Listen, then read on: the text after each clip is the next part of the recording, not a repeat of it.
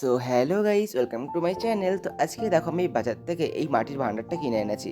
তো কীরকম ম্যারম্যার করছে বলে আমি ভাবলাম এর উপর একটু কালার করা যাক। তো তার জন্য দেখো ফার্স্টে সুন্দর করে ধুয়ে নিয়েছি। ধুয়ে নেবার পরে আমি এর উপরে কালার অ্যাপ্লাই করছি।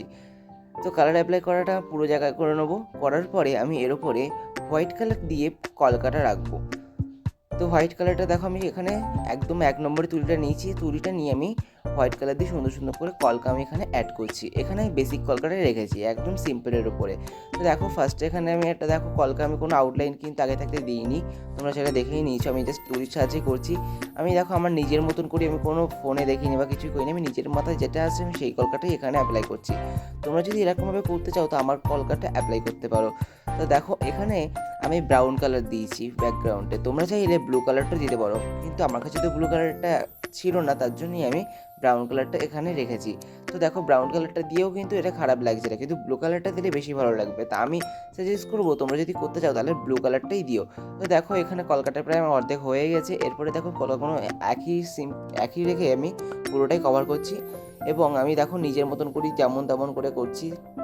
তো দেখো আমি ওপরে দেখো তোমরা দেখতেই পাচ্ছ একটা আউটলাইন দিয়েছি, ওখানটা আমি ভুল করে দিয়ে ফেলেছি, কিন্তু ওখানে আমি কিছুই করব না, আমি সিম্পলি ওখানেও কলকাটাই করব। তো এখানে দেখো আমি তুলির সাহায্যে এর ওপরে আমি সাদাটাই রেখেছি, কারণ এর ওপর লালটা দিলে খুব মানাবে না। এবং তোমরা চাইলে এর ওপরে তোমরা হলুদটাও দিতে পারো, সাদার উপরে তোমরা হলুদটাও দিতে পারো, অথবা লালের হালকা ছাপ রাখতে পারো। তো দেখো এরমভাবে আমার প্রায় খুব চারিদিকটা কমপ্লিট হয়ে গেছে, এবং আমি দেখো নিচের দিকটাও কিছু বাকি ছিল সেইগুলো করে নিচ্ছি। করে নেওয়ার পরে দেখো উপরে ওই সাইডটা আমি পাপড়ির মতন করে নিচ্ছি। পাপড়িটা দেখো খুবই সহজ মতন করা। তুলিটা শুধু জাস্ট ওপরে হালকা করে করে নিয়ে মাঝখানে চাপ দিয়ে আবার হালকা করলে কমপ্লিট।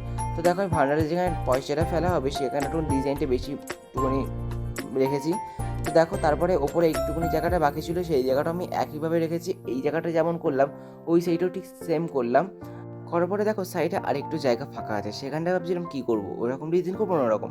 তাই ভাবলাম যে কোনো একটা সিম্পল করেই দিই। তারপরে দেখো এরকম একটা এস মতন করে দিয়েছি এবং একটা পাপড়ি করে দিয়েছি।